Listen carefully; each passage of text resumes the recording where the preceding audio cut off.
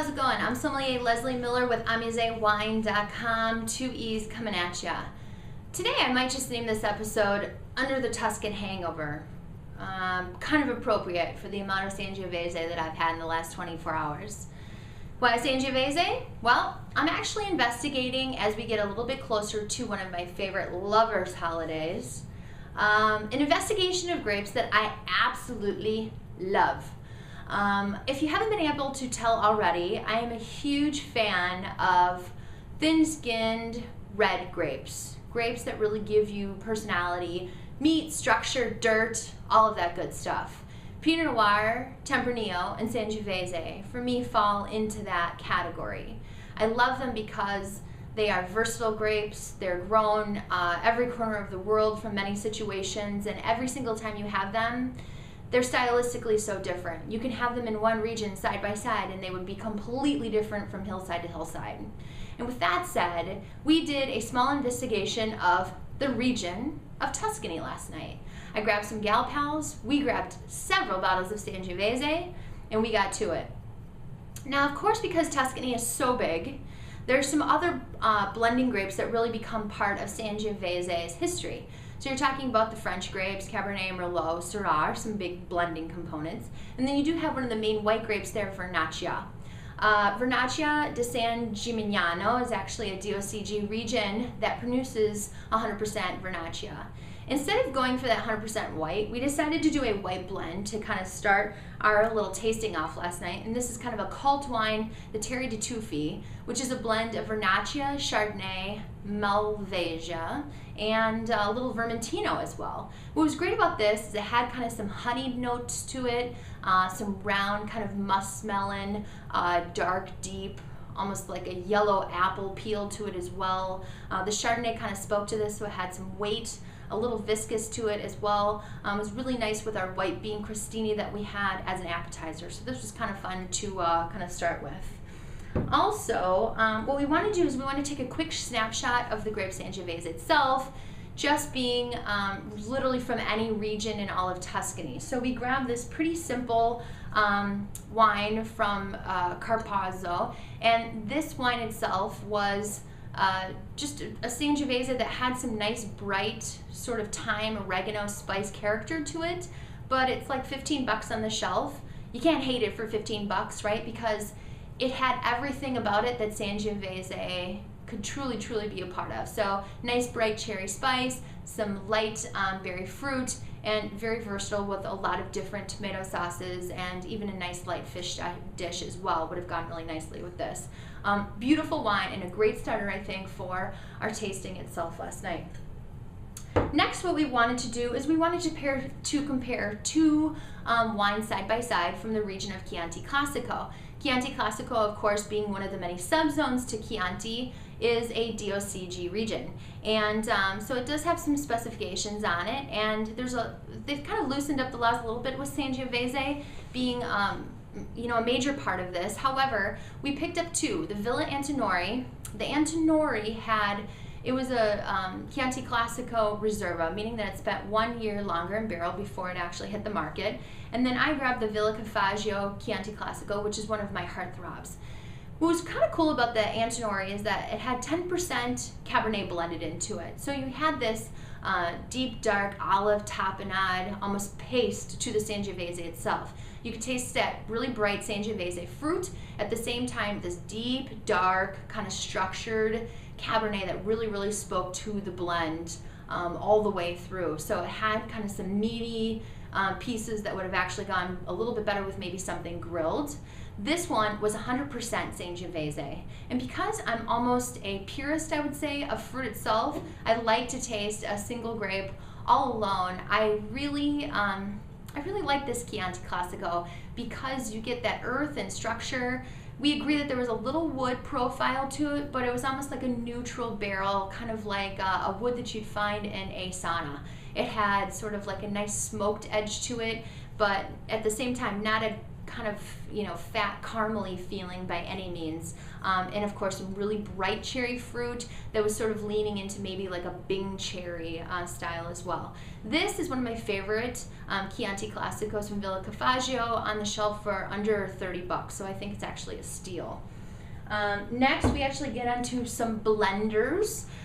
We went into one of my favorite wineries, the Avionese, and what I like about these guys, at least that's what I thought I liked, is that they had a rustic piece about them. What I discovered last night is I almost felt that they were more modern, I suppose, than what I had originally sort of conjured them up to every time that I had one of their wines. A lot of the wines that we had from them last night had sort of some blue fruit, some raspberry fruit. The cherries were a little bit more spicy. You could taste a little bit of this caramely sort of feeling from the barrel a little bit. This one was a blend of Prunello Gentile, Cabernet, and Merlot. And what was nice about this is that it was our first blend, and Prunello Gentile, of course, is just a synonym for Sangiovese, and that's the crazy part about Italy, is when you're really looking at Sangiovese, it has so many different synonyms.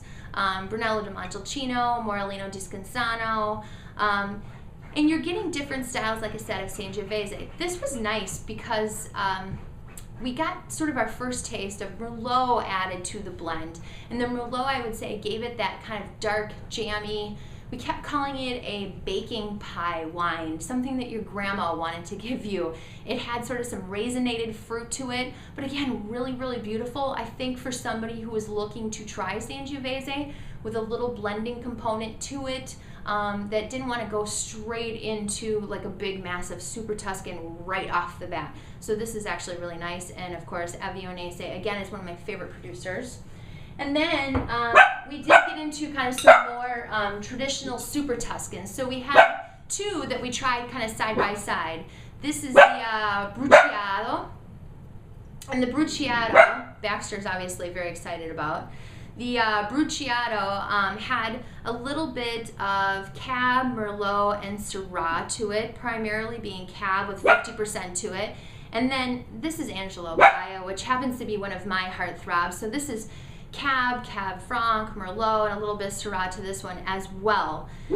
These were interesting next to each other because there was a rusticity to this Bruciato that had kind of, again, that Cabernet fruit that really showed through, some bright cherry, kind of raisinated, again, the olive fruit sort of came through, and then the Magari had sort of like a melted drawn butter effect to it. So my girlfriend said, "What the heck is that, Leslie?" I said, that's actually the style of the barrel that actually shows through a little bit through on this. I enjoyed it, but interesting enough, when you stick your nose straight into this, immediately, it was almost like drawn lobster butter. So pretty interesting. And again, the depth and the sincerity of this wine was just magnificent. I mean, really magnificent. This was really, really beautiful. Both of these wines were from the region of Bulgari. And we kind of just worked our way all the way down from top to bottom, of course, starting in that Chianti region, and then Bulgari sort of heading off to the west a little bit. Bulgari is one of those regions that became very famous because of Sassicaia or Nalaya. So people really dig this region for the fact that these big French grapes are being grown there, and there's some pretty expensive wines being grown there as well. So this Magari on the shelf is closer to like 125 or 100. But it's a pretty serious wine, and it's definitely well worth the money, in my opinion. The others that we had here as well is, we went back to Avionese again, and I pulled out Vino Nobile di Montepulciano. Of course, Montepulciano, this sort of juncture in Tuscany, is a region, sort of a township, right? You don't want to confuse Montepulciano with Montepulciano di Abruzzo, where Montepulciano is actually the grape, and it's grown in Abruzzo, which is on the eastern side of the country.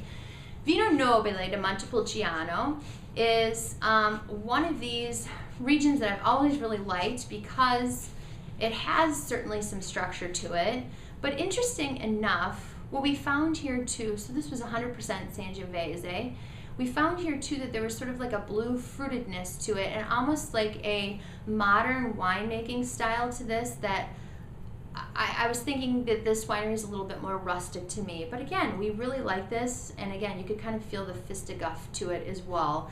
So this has been aged a few more years too before it actually hits the market. And then, of course, we got into the big badass Brunello di Montalcino. We went back to my old friend Angelo Gaia, and we had to decant this. We decanted this about 3 hours before drinking, and this is '05, brand new release. And Brunello di Montalcino by law is really Sangiovese, and this is Brunello di Montalcino all by itself that has serious muscle, really serious muscle. And this has aging requirements on it as well, where you have to literally let the Sangiovese sit before it hits the market. Sangiovese can be so tannic, it can be very acidic, and so you get these wines that are not necessarily ready for the market to be drank immediately, so they like to kind of soften up a little bit. This, too, as we went back to this, had a caramel effect to it. It had sort of like that melty butter little effect to it also. But let me tell you something. This wine has some serious cojones. Brunello di Montalcino, pretty famous region, obviously, in Tuscany. What's great about it is that being that it is 100% Sangiovese and it's a little bit more south than the rest of the regions, you are getting almost the perfect area for really growing Sangiovese on those hillsides, so it's kind of nice and toasted. The fruit itself is dark, it's meaty, all by itself, so it needed some serious decanting. I could have even opened it up a couple of more hours beforehand. And then last but not least, we did head down into the region. This is the most southern region that we went in Tuscany, Morellino di Scansano. Morellino, of course, another synonym for Sangiovese, and Scansano, of course, just being the little township area there too. This was pretty darn wimpy after tasting through the entire lineup. I did go in the order, actually, that we tasted those, so it was kind of a little bit more difficult as we got to the Morellino di Scansano. Really, really pretty. Again, on the shelf, this one's for about $18 to $19. That Brunello di Montalcino, I mean, you're really looking at that. Wine is again like $100–125. Sometimes you can find some at Angelo's on the market for even more money than that. So this for under $20 was actually kind of a little bit of a wet your whistle before we headed out the door of our tasting. So there you have it, the region of Tuscany. And again, one of my favorite grapes, Sangiovese, because it has so much to it. It really is a beautiful dark color. This is the Vino Nobile di Montepulciano, and it has that sort of raisinated dark cherry fruit that you really can't get from another grape. And I think it's a great foodie wine too, and I think that's probably why I love it so much. So cheers to you this Valentine's Day season. Hope you're drinking something that you love, and hope you find some time to head on out and get some more Tuscan wine. And that's it for now. Please join us again at amusewine.com for more pairings, picks, and other wine reviews via me. Oh, and Baxter too. Have a great weekend. Thanks for joining.